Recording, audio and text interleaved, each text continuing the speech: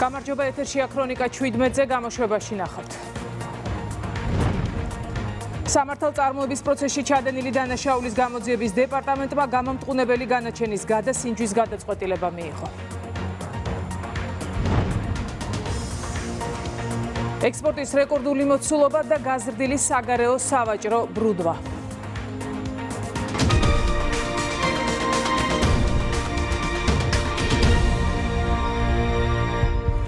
EUTOS მიერ მოსკოვის მექანიზმის ფარგლებში საქართველოს შესახებ მომზადებულ დასკვნას EUTOS 57 წევრი ქვეყნიდან 34-მა მხარი არ დაუჭირა. მათ შორის არის ამერიკის შეერთებული შტატები, საფრანგეთი, თურქეთი, ესპანეთი, იტალია, პორტუგალია, უნგრეთი, საბერძნეთი, კვიპროსი, სლოვაკეთი, რუმინეთი, მალტა, სომხეთი და აზერბაიჯანი. რაც შეეხება მოთხოვნებს, რომელიც EUTOS მოსკოვის მექანიზმის ანგარიშია, საუბარია გამჭვირვალობის და ოჯახური ღირებულებების დაცვის კანონების და უცხოურ გრანტებთან დაკავშირებული დებულებების და მაუწყებლობის შესახებ კანონში ბოლო დროს შეტანილი ცვლილებების გაუქმებაზე. ეთანხმება თუ არა ოპოზიცია ამ კანონების გაუქმებას, ამ კითხვის საპასუხოდ ნაციონალურ მოძრაობაში ამბობენ, რომ ოჯახური ღირებულებების ნაწილი მათთვის საკამათოა. ხელისუფლების პოზიცია კი მკაფიოა, მართლ გუნდში აცხადებენ, რომ მათი მიზანი ქვეყნის სუვერენიტეტის დაცვა და ხალხის ინტერესების გათვალისწინებაა.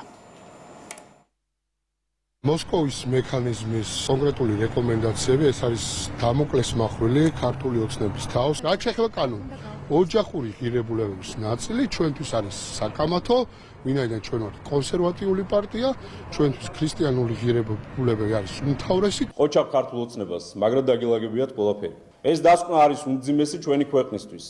სახელმწიფოს ინტერესების გათვალისწინებით შრიამული საფუძველი არავის არ აქვს. ჩვენ რა თქმა უნდა არ ვაპირებთ სახელმწიფოს გაუქმებას.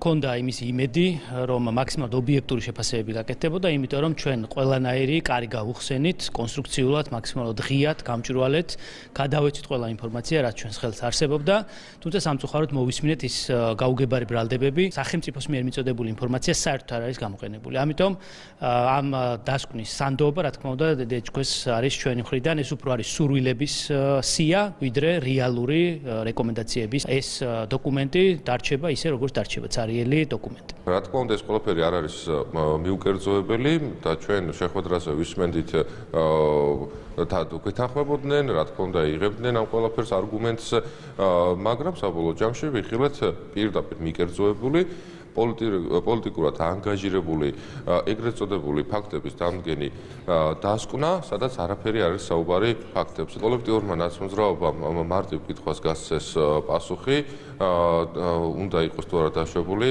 ჩვენს ქვეყანაში, სკოლებში და ბაღებში LGBT პროპაგანდა. უნდა გაუქმდეს თუ არა ამერიკული ფარა. უნდა იყოს დასაშვები თუ არა ჩვენს ქვეყანაში შავი ფულის ტრიალი და პოლიტიკის დაფინანსება გარედან. და ამ კითხვებს ეს ადამიანები გაურბიან და შემდეგ საუბრობენ აბსოლუტურ სისულელეს, აბსოლუტურ სიგიჟეს. რა არის ეს? ეს არის რომ ჩვენ უნდა გავაუქმოთ ოჯახური სიწმინდეს კანონი, ჩვენ უნდა უარყოთ გამჭვირვალობა და ჩვენ საერთოდ ასე ვთქვათ უნდა მივცეთ ჩვენი ქვეყანა გარე მართვის მექანიზმებს. რაც რა თქმა უნდა ქართულ ხალხს აბსოლუტურად არ უნდათ. იმ ძალებს, რომელსაც უნდათ საქართველო არა დამოუკიდებელი, სუვერენული, არამედ ერთგვარი კლიენტი, მომსახურე ქვეყანა იყოს სხვა ინტერესებისა, იმათ რა თქმა უნდა ეს ყველაფერი სურთ და უნდათ.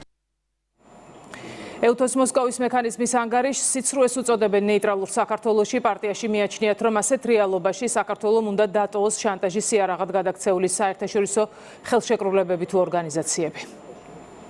მათთვის ადამიანის უფლებები არის LGBT პროპაგანდა, ხოლო დემოკრატია ეს არის კოლექტიური ნაციონალური მოძრაობის მმართველობა. ერთადერთი შეფასების კრიტერიუმი არის ეს, რომ უნდა მოხდეს ქრისტიანობის და ტრადიციული რელიგიების ჩანაცვლება LGBT იდეოლოგიით და ყველა ქვეყანაში ხელისუფლებაში უნდა იყვნენ მათი აგენტები და მათი დავალებების შემსრულებლები. აბსოლუტურად დაკარგა ასეთმა შეთანხმებებმა და საერთაშორისო ორგანიზაციებმა რეალური ფუნქცია და გადაიქცენ ინსტრუმენტებად ოლიგარქიული ოჯახების ხელში, რაც მათ მიერ გამოყენებულია მათი პოლიტიკური და იდეოლოგიური მიზნებისთვის. საქართველოსთან მიმართებაში ამას აქვს ძალიან კონკრეტული ფუნქცია. მათ უნდა ასეთმა დასკვნებმა, ანგარიშებმა, რეზოლუციებმა უნდა მიაწოდონ ჟანგბადი და საწვავი რევოლუციურ პროცესებს იმისათვის, რომ მოხდეს დემოკრატიულად არჩეული ხელისუფლების დამხობა. ევროპარლამენტის მიერ მიღებულ რეზოლუციას ევროპარლამენტარების ნაწილი სხვა ქვეყნის შიდა საქმეებში ჩარევა დაფასებს. ისინი, რომლებმაც რეზოლუციას მხარი არ დაუჭირეს, დიალოგის აუცილებლობაზე ლაპარაკობენ. ამბობენ, რომ ასეთი რეზოლუციები ხშირად ორმაგი სტანდარტით, გეოპოლიტიკური მიზნებიდან გამომდინარე მზადდება იმ მთავრობების წინააღმდეგ, რომლებიც ურსულა ფონ დერ ლაიენის პოლიტიკას არ ატარებენ.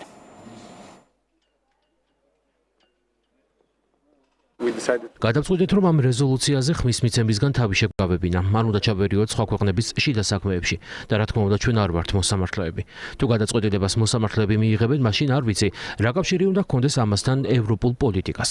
საჭიროა თანამშრომლობა ევროკავშირის გარეთ მდებარე ქვეყნებთან. საჭიროა დიალოგი. თქმა იმისა, რას არ ვეთანხმებით და რა არის ჩვენი ღირებულებები, მაგრამ პარალელურად მნიშვნელოვანია რომ მოვუსმინოთ მეორე მხარესაც. ამიტომ ვფიქრობ, რომ ევროკავშირის სწორგზას არ ირჩევს ამ საკითხში. ჩვენ არ შეგვიძლია ყველაფერი ვიცოდეთ ყველა შესახებ და ვფიქრობ, რომ ბევრ შემთხვევაში ასეთი რეზოლუციები მზადდება ორმაგი სტანდარტების გამოყენებით. ხშირად ისინი გამოიყენება საზოგადოებრივ აზრზე ზეწოლის მოსახდენად და ასევე გეოპოლიტიკური მიზნებისთვის. არ უნდა გქონდეს ურთიერთობა მხოლოდ იმ მთავრობებთან, რომლებიც მოგწონს საჭიროა დიალოგი ყველა ქვეყნის მთავრობასთან. არავის შეუძლია გადაწყვეტილება მიიღოს ქართული ხალხის ნაცვლად. ეს უკვე მე-9 რეზოლუცია საქართველოს შესახებ ბოლო პერიოდის განმავლობაში. ამჯერად საქმე ეხება პოლიტიკოსის საქმეს. სიმართლე რომ ვთქვა, ამას კარგად ვერ ვიგებ, რადგან გულწრფელად მას ჯერ კიდევ არ აქვს გამოტანილი სასამართლოს გადაწყვეტილება. როგორც ხედავთ, აქ მთავარი არ არის თავად საკითხი, მთავარი არის რეზოლუციის მიღება პარტია ქართული ოცნების წინააღმდეგ. რატომ? იმიტომ რომ რეალურად თქვენი მთავრობა და თქვენი საპარლამენტო უმრავლესობა არ არის ზუსტად ისეთი, როგორცაც ევროკავშირი ისურვებდა საქართველოსთვის. ამიტომ ეს უბრალოდ არის ქმედება თქვენი მთავრობის წინააღმდეგ, მისი დესტაბილიზაციის მიზნით. სულ ეს არის.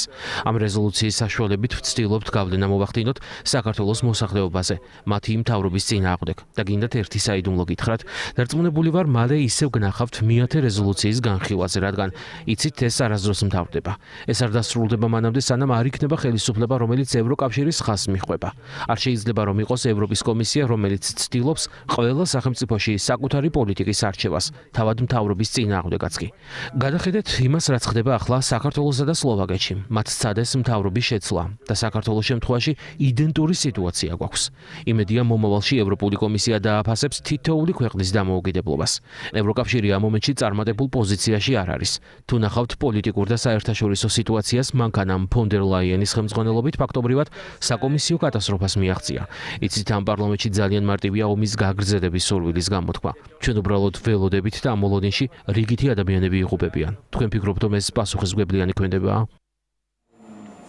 კრიტიკული შეფასებები კეთდება ევროპარლამენტში მარკეტა გრეგოროვას განცხადებაზეც, რომ იმედს ევროპარლამენტში მუშაობა აკრძალული უნდა ჰქონდეს. ევროპარლამენტარების ნაწილი არადემოკრატიულად მიიჩნევს ევროპარლამენტარის მუქარას ტელეკომპანია იმედის მიმართ. მათი თქმით, მსგავსი განცხადებები კარგად აჩვენებს, რა მდგომარეობაში არიან ისინი, ვინც განსხვავებულ კითხვებს გაურბიან. არც ერთი ჟურნალისტი არ უნდა აიგრძალოს ამ შენობაში და არც ერთ სხვა ადგილას, სადაც პოლიტიკოსები არიან. ყველა პოლიტიკოსმა უნდა ისაუბროს, იმუშაოს და იურთიერთოს ჟურნალისტთან. თუნდაც ისინი ისეთ კითხვებს სვამდნენ, რომლებიც არ მოგწონს. ჩვენ უნდა ვუპასუხოთ მათ, ან გულწრფელად ვთქვათ, რომ არ ვეთანხმებით კითხვას, ან მათ მოსაზრებას. ჟურნალისტების აკრძალვა არ შეგვიძლია და არც უნდა გავაკეთოთ ეს, რადგან ეს იქნება ცენზურა და ჩვენ ცენზურის წინააღმდეგი ვართ. შეშფოთებული ვარ ევროკავშირის განვითარებით. რაც უფრო სწავლობ, როგორ ვითარდება ევროკავშირი, მით უფრო მეშინია. რატომ? იმიტომ რომ როგორ შეიძლება ვთქვათ, რომ შენ უნდა აგაგრძალო მხოლოდ იმიტომ, რომ ხარ ჟურნალისტი და შენი მთავრობა ევროკავშირის ხაზს არ ეთანხმება. უბრალოდ იმიტომ, რომ მას შენი კითხვა არ მოეწონა. მათ დემოკრატია არ უყვართ, რადგან არ უყვართ, როცა მთავრობა ან ადამიანები ერთსა და იმავე ხაზს არ მიყვებიან. ევროკავშირი დღეს უკვე ტოტალიტარულად იქცა. გულწრფელად ვამბობ, რომ როცა ვნახე, რა მოხდა მაგალითად რუმინეთში, როდესაც შეძლეს პრეზიდენტის პირველი ტურის გაუქმება მხოლოდ იმიტომ, რომ ნომერ 1 კანდიდატი ევროკავშირის ხაზზე არ იყო, ცოტა შემეშინდა და მომავალ წელს საფრანგეთის არჩევნების. ფაქტობრივად მათ სურთ აკრძალონ ყველა ადამიანი, ვისაც ზუსტად მათი აზრი არ აქვთ. ეს თითქმის საბჭოთა პერიოდს გვაგონებს. იცით, როცა ერთ მედიას საშუალებას კრძალავთ, შემდეგ უკვე ვერ გაჩერდებით. როცა მედიას კრძალავთ, ეს უბრალოდ არის თქვენი სისუსტის გამოხატულება. სამართალწარმოების პროცესში ჩადენილი დანაშაულის გამოძიების დეპარტამენტმა მსჯავრდებულ ირაკლი დიასამიძის მიმართ გამოტანილი გამამტყუნებელი განაჩენის გადასინჯვის გადაწყვეტილება მიიღო. გამოძიება მოიპოვა უტყუარმტკიცებულებათა ერთობლიობა, რომლითაც გამოირიცხა დიასამიძის მიერ რაიმე სახის დანაშაულის ჩადენის ფაქტი. საქმეზე ჩატარებული იქნა ხელახალი სრულყოფილი და ობიექტური გამოძიება, მოპოვებული იქნა ახალი მტკიცებულებები, ჩატარებული იქნა ათეულობით საგამოძიებო და საპროცესო მოქმედებები. ასევე ჩატარებული იქნა კომისიური კომპლექსური სამედიცინო, ავტოტრანსპორტოლოგიური და ავტოტექნიკური ექსპერტიზები, რომელთაც წინაშე გადასაწყვეტად დაისვა ისეთი დეტალური კითხვები, რომელიც მჟავრდების საქმის გამოძიების პროცესში გამოკვლეული არ ყოფილა. შედეგად, მიღებული მტკიცებულებათა ერთობლიობით გამოირიცხა ირაკლი დიასამიძის მხრიდან რაიმე სახის დანაშაულის ჩადენის ფაქტი. შესაბამისად, პროკურატურამ მიმართავს ქუთაისის სააპელაციო სასამართლოს არსებული გამამტყუნებელი განაჩენის გადასინჯვის შუამდგომლობით. საქართველოს პროკურატურა შემოიტანა განცხადება ჩემს მიმართ უკანონო განაჩენთან დაკავშირებით, ჩატარდა გამოძიება, ესე იგი ვიქენით ცნობილი დაზარალებულად და საქმე მიდის რეაბილიტაციაზე. ოპოზიციაში დაპირისპირება ქრონიკის ინფორმაციით თინა ბოკუჩავას ნაციონალური მოძრაობის თავმჯდომარის თანამდებობიდან ხსნიან ინფორმაციას ნაციონალურ მოძრაობაში არ ადასტურებენ. მმართველი გუნდის შეფასებით კი ოპოზიციის რესურსი უკვე ამოწურულია და პარტიის თავმჯდომარის შეცვლას შედეგი ვერ ექნება. თინა ბოკუჩავა არის ნაციონალური მოძრაობის თავმჯდომარე, საკმაოდ ეფექტიანად აგრძელებს მუშაობას საერთაშორისო ასპარეზზე. პეტრე ცისკარიშვილი არის ჩემი მეგობარი. პეტრე ცისკარიშვილი არის ნაციონალური მოძრაობის გენერალური დივანი და პეტრე ცისკარიშვილის განცხადებები ემსახურება იმას, რომ ნაციონალური მოძრაობის პოზიციების სწორად წარმოჩენას უნდა შეუწყოს ყველა მხელი და მე სრულიად ვიზიარებ. რატო გაემიჯნა მაშინ პარტია განცხადებით ცისკარიშვილს? პეტრე ცისკარიშვილს არავინ ემიჯნება. აბა ის განცხადება რას ნიშნავდა, რომ დაირღვა ალიანსის წესები, მათ შორის ჩვენი წევრების მხრიდან? პეტრე ცისკარიშვილს არავინ ემიჯნება, ვერც ვერავინ ვერ გაემიჯნება. პეტრე არის ჩვენი გუნდის ლიდერი და ჩვენ, რა თქმა უნდა, ჩვენი ლიდერების გვერდზე ვდგავართ და პეტრეს განცხადება ჩვენი პარტიის ინტერესებს მოიცავდა და ძალიან სწორი განცხადება. ბოკუჩავას ასე ფიქრობს რეზოლუციაზე დარწმუნებული. ეს არის მოღალატეების პარტია, ეს არის დაჯგუფება რადიკალების, რომლებიც ყოველთვის ქვეყნის წინააღმდეგ მიდიან. დღეს შეიძლება სხვადასხვა სახელებით იყვნენ, მაგრამ ყველა ნაციონალურ მოძრაობის წიაღში აღმოცენებული ელემენტები არიან, ყავთ თავიანთი პატრონი, გარედან შექმნილი დაჯგუფებები არიან, გარედან იღებენ ყველანაირ დავალებას, საერთოდ ინტერესი არ აქვთ ქვეყნის განვითარების, ან გადადგან ისეთი ნაბიჯები, რომელიც ჩვენი ქვეყნისთვის მნიშვნელოვანი იქნება, არა, რასაც დაავალებენ, იმას გააკეთებენ. ჩვენ გვაქვს ასე ვთქვათ დამნაშაულებრივი წარსულისა და აწმოს მქონე ადამიანთა ერთობა. და ადამიანები, რომლებიც მიმართული არიან დანაშაულისაკენ, რა თქმა უნდა, მათი ერთობა ყოველთვის იქნება, ასე ვთქვათ, არა სიკეთით გამსჭვალული, არამედ ურთიერთდაპირისპირებით გამსჭვალული. ამიტომ სწორედ აი ამ საფუძველზე დაშლილი და შეერთებულ ნაციონალურ მოძრაობაში ყოველთვის იქნება ეს ურთიერთდაპირისპირება, იმიტომ მათ კეთილი არ ამოძრავებს საქართველოს მიმართ. მიმდინარე წლის თებერვალში ექსპორტი წინასწარი მონაცემებით 26.5%-ით გაიზარდა და თებერვლისთვის რეკორდულ მოცულობას თითქმის $546 მილიონ მიაღწია. მაღალი ზრდა ფიქსირდება საგარეო სავაჭრო ბრუნვის კუთხით და რეკორდულია მიმდინარე წლის იანვარ-თებერვლის ექსპორტის მოცულობაც, რომელიც წინა წლის ანალოგიურ პერიოდთან შედარებით 22.9%-ით არის გაზრდილი. 2026 წლის თებერვალში ექსპორტის მაჩვენებელი $546 მილიონი $, იყო, აღნიშნული მაჩვენებელი წინა წლის შესაბამის პერიოდთან შედარებით გაზრდილია დაახლოებით 26%-ით, რაც შეეხება მიმდინარე წლის პირველი 2 თვის ჯამურ მაჩვენებელს, ამ შემთხვევაში ექსპორტმა $1.26 მილიარდ გადააჭარბა და გაზრდილია დაახლოებით 23%-ით. აღსანიშნავია, რომ საგარეო ვაჭრობის ბრუნვა $3.5 მილიარდი $. დღებულში სტიკის ეპიცენტრში გეოლოგების 3 ჯგუფი მუშაობს, როგორც სპეციალისტები აცხადებენ, სოფელში ძველმწყრული კერების რეაქტივიზაცია მოხდა. გეოლოგების მიერ მიმდინარეობს როგორც საფეხმავლო გეოლოგიური დაკვირვებები, ისე დრონით მონიტორინგი, რათა განისაზღვროს მეწყერის გადაადგილების დინამიკა და რისკის ზონები. მეწყრული პროცესი სოფელ კურსებში 58 ჰექტარი ფართობის ტერიტორიაზე განვითარდა, დაინგრა 10-ზე მეტი სახლი, განადგურდა საგზაო ინფრასტრუქტურა, ხოლო 45 ოჯახი ხელისუფლებამ უსაფრთხო ადგილას გადაიყვანა. წინასწარი შეფასებით ადგილი აქვს ვერმეწყვილის სხეულის რეაქტივიზაციას, მიმდინარეობს საველე საფეხმავლო გეოლოგიური დაკვირვებები და დრონით მონიტორინგი, რათა განისაზღვროს მეწყლის გადაადგილების დინამიკა და რისკის ზონები. სხვა სახელმწიფო უწყებებთან ერთად გეოლოგიის დეპარტამენტის თანამშრომლებმა მოახდინეს მოსახლეობის სტიქიის ზონიდან უსაფრთხოდ გაყვანა. ამ ეტაპზე მეწყრული პროცესი აქტიურ ფაზაშია და ვაგრძელებთ გეომონიტორინგულ დაკვირვებას. მადლობელი ვარ ოჯახის და ხალხის გადარჩენისთვის და გაუცებული ვარ სამაშველო ბიჭებიც ისე იმუშავეს. ხამე რო ანათებდნენ ფარნის უკვე რო დაიწყო ევაკუაცია, მე 5-ის ნახევარი იყო, მადლობელი ვარ ყველაფერთვის. აქ სიტუაცია თვითონ მაყოფილი ვარ ძალიან და იქედანაც ძალიან დაგვეხმარი გამოყვანაზე ყველაფერზე, მაგრამ ეს ერთი ახლა რომ ვერ მივდივართ იქამდე, რაც ვართ ახლა საშინაო დასასწრებით გამოსულები, ასე ვარ. სახლი ახლა უკვე გუშინ ახლობლების მივიდენ და უკვე ინგრევა შეგნით ახსნილია ყველაფერი. გამოვით არაფერი არ იყო და ახლა უკვე ყველაფერი დახსნილია და ყველაფერი გაფუჭებულია. მოვისმინეთ ის დამატებითი საჭიროებები თუ რას ითხოვს ჩვენი ხალხი, აღრიცხვა მოხდება ამ ყველაფრის და დღის ბოლომდე ჩვენ მაქსიმალურად ვეცდებით რომ სრულად დავაკმაყოფილოთ მათი მოთხოვნები. ეს ძირითადად შეეხება პირველადი მოხმარების ნივთებს, მედიკამენტებს და სხვადასხვა საჭიროებებს. ჩვენი ჯგუფი ადგილზე რჩება ყველა სასტუმროში, სადაც არიან განთავსებულები და ინდივიდუალურად მოახდენენ აღრიცხვას. ინფრასტრუქტურის სამინისტროს გაერთიანებული წყალმომარაგების კომპანიამ მარნეულში წყალმომარაგების სისტემის მონიტორინგის პროცესში უკანონო მიერთების რამდენიმე ფაქტი გამოავლინა. ცალკეული ობიექტები წყალმომარაგებისა და წყალარინების ინფრასტრუქტურით შესაბამისი სამართლებრივი საფუძვლის გარეშე სარგებლობდნენ. კომპანია ქსელის კონტროლს და მონიტორინგს ქვეყნის მასშტაბით უწყვეტ რეჟიმში აგრძელებს და მოქალაქეებს მოუწოდებს წყალმომარაგებისა და წყალარინების მომსახურებით ისარგებლონ მხოლოდ კანონით დადგენილი წესების შესაბამისად. საქართველოს გაერთიანებული წყალმომარაგების კომპანია აქტიურ ფაზაში შესულია და ახორციელებს წყალმომარაგებითა და წყალარენების სარგებლობის უკანონო ფაქტების გამოვლენას. დღეს მდგომარეობით ვიმყოფებით ქვემო ქართლის რეგიონში, სადაც გამოვლენილი არის უკანონო მოხმარების ფაქტები წყალმომარაგებითა და წყალარენების სარგებლობის. განათლების მინისტრმა თელავის სახელმწიფო უნივერსიტეტის აკადემიურ პერსონალთან შეხვედრა გამართა გივი მიქანაძემ უნივერსიტეტის პროფესორ მასწავლებლებთან ერთად უმაღლესი განათლების სფეროში მიმდინარე რეფორმის ძირითადი მიმართულებები და მის ფარგლებში განსახორციელებელი ინიციატივები განიხილა. ისაუბრეს რეგიონული უნივერსიტეტების გაძლიერების მხარდაჭერაზე, უმაღლესი განათლების ხარისხის გაუმჯობესებაზე, აკადემიური პროგრამების განვითარებასა და სტუდენტთა კვოტების განაწილებაზე.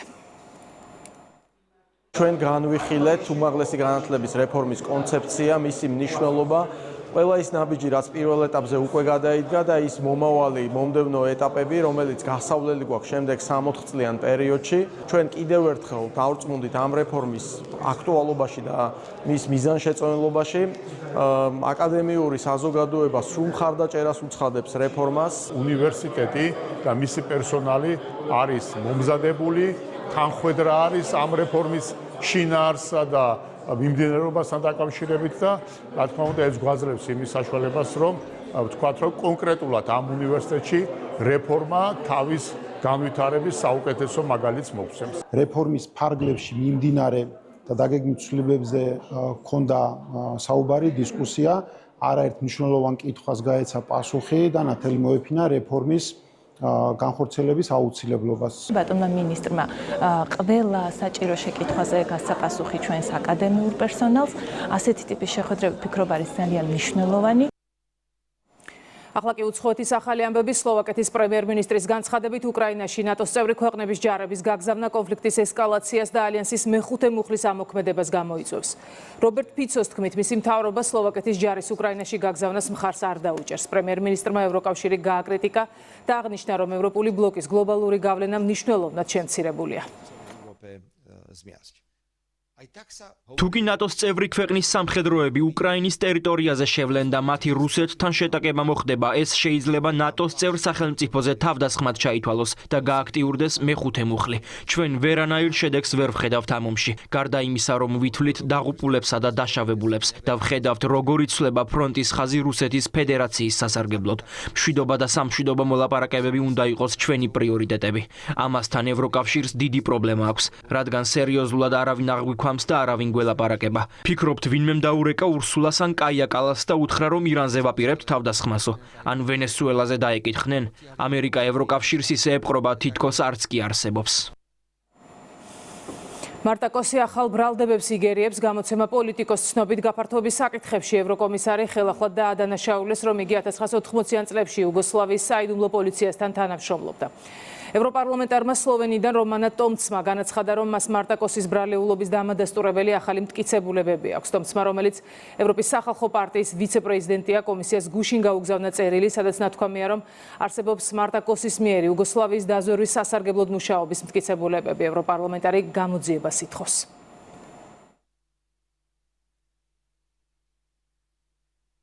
თურქეთის საჰაერო სივრცეში ირანიდან გასროლილი მორიგი ბალისტიკური რაკეტა გაანეიტრალეს. ინფორმაციას თურქეთის თავდაცვის სამინისტრო და ჩრდილოატლანტიკური ალიანსის პრესპიკერი ავრცელებენ. ბალისტიკური რაკეტა ნატოს საჰაერო და სარაკეტო თავდაცვითმა სისტემამ ჩამოაგდო. ოფიციალური ანკარა იუწყება, რომ ინციდენტის ყველა დეტალის დასადგენად შესაბამის სახელმწიფოსთან მიმდინარეობს კონსულტაციები.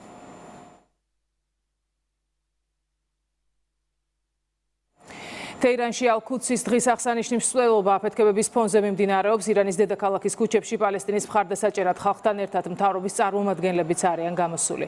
ირანის საგარეო საქმეთა მინისტრმა განაცხადა, რომ იერიშების მიუხედავად მსვლელობაში უამრავი ირანელი იღებს მონაწილეობას. აბას არაღჩის თქმით, ირანის მტრებმა ირანელი ხალხის ძალა უნდა აღიარონ.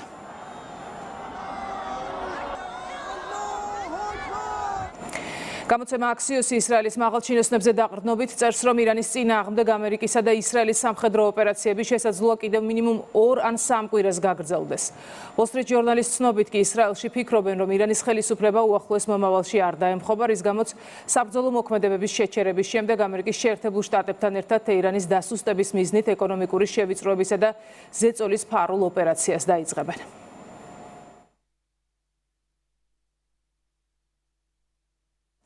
ამერიკის შეერთებული შტატების მიერ რუსულ ნავთობზე სანქციების მოხსნას გამოეხმაურა კრემლი. რუსეთის პრეზიდენტის პრესმდივნის განცხადებით, ამერიკა ცდილობს გლობალური ენერგობაზარი დაასტაბილუროს და ამ მხრივ მოსკოვისა და ვაშინგტონის ინტერესები ერთმანეთს ემთხვევა. ამერიკის შეერთებულმა შტატებმა რუსულ ნავთობსა და საწვავ პროდუქტზე 30 დღის ვადით მოხსნა სანქციები.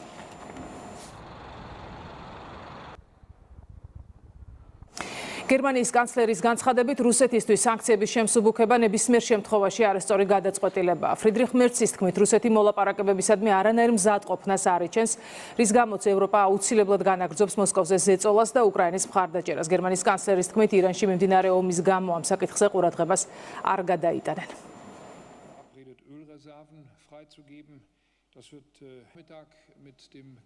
და ისევ საქართველოს თბილისის მერიის დიღმის საზოგადოებრივ ცენტრში კალათბურთში თბილისის საქალაქო თამაშები ჩატარდა. ფინალში 47 და 155 საჯარო სკოლები შეხვდნენ. გამარჯვებული კი 155 სკოლის გუნდი გახდა, რომელმაც მეტოქე 46-27 დაამარცხა და აღმოსავლეთ საქართველოს თამაშებზე თბილისის სახელით მონაწილეობის უფლება მოიპოვა. პროექტი თბილისის მერიის, სპორტის სამინისტროს და ეროვნული ოლიმპიური კომიტეტის მხარდაჭერით ხორციელდება. კარგი თამაშები ჩავატარეთ. ესე რომ ვთქვათ, გამოსიების ხრივაც კარგია ტურნირი. ბიჭებიც ეხა მოგებისთვის გამოვდივართ, რომ მოვიგოთ. მოწინააღმდეგე გუნდის ეხა კარგად თამაშს უყურებთ და ძალიან გამოცდილებისთვის კარგი გუნდია, ესე რომ ვთქვათ და კარგი ტურნირია. პროექტი ემსახურება ბავშვების ჯანსაღი ცხოვრების პოპულარიზაციას, მათ წარმატებებს უსურვებთ. ისინი გადავიდნენ შემდეგ ეტაპზე, ეს არის აღმოსავლეთ საქართველოს თამაშები. ეს არის ერთ-ერთი ყველაზე საჭირო პროექტი ბავშვთა სასკოლო სპორტის განვითარებაში, იმიტომ რომ სპორტი იწყება აქედან და შემდეგ უკვე მიდის 100,000-მდე მოსწავლეა ჩართული ამ პროექტში. ასეთი იყო ახალი ამბები ამ დროისთვის. რამდენიმე წუთში იმედის ეთერს ნათია სორდია განაგრძობს სტუმრებთან ერთად. მე გემშვიდობებით, ნახვამდის.